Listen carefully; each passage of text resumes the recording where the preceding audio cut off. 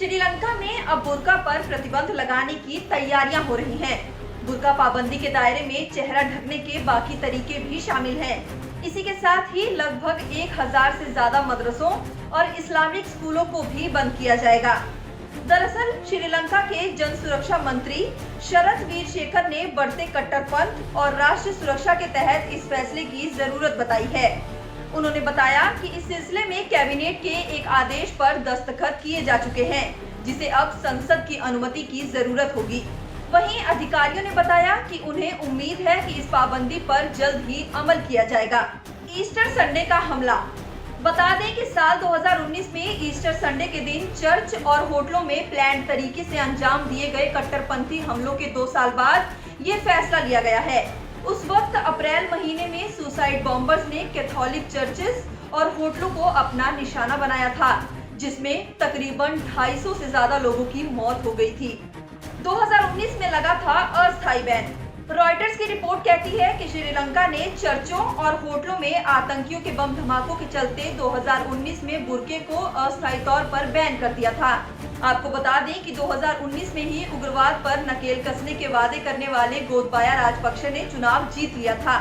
राजपक्षे को रक्षा सचिव रहते हुए श्रीलंका के उत्तर में दशकों पुराने विद्रोह को खत्म करने के लिए जाना जाता है। हालांकि राजपक्षे पर युद्ध के दौरान मानवाधिकार के बड़े स्तर पर उल्लंघन का आरोप लगाया गया, जिनसे वो हमेशा से इनकार करते आए हैं। बीते सालों में बढ़ा बुर्का पहनने का चलन। वीरशेखर ने कहा कि शुरुआती दौर में देश में मुस्लिम लड़कियों और महिलाओं ने कभी बुर्का नहीं पहना था। बीते सालों में इसका चलन काफी तेजी से बढ़ा है। इसकी बड़ी वजह है बढ़ता धार्मिक कट्टरपंथ, लिहाजा इस पर रोक लगाना लाजमी है।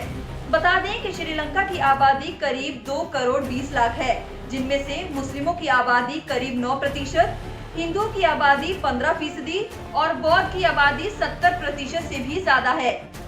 मदरसे उड़ा रहे शिक्षा नीति का मजाक।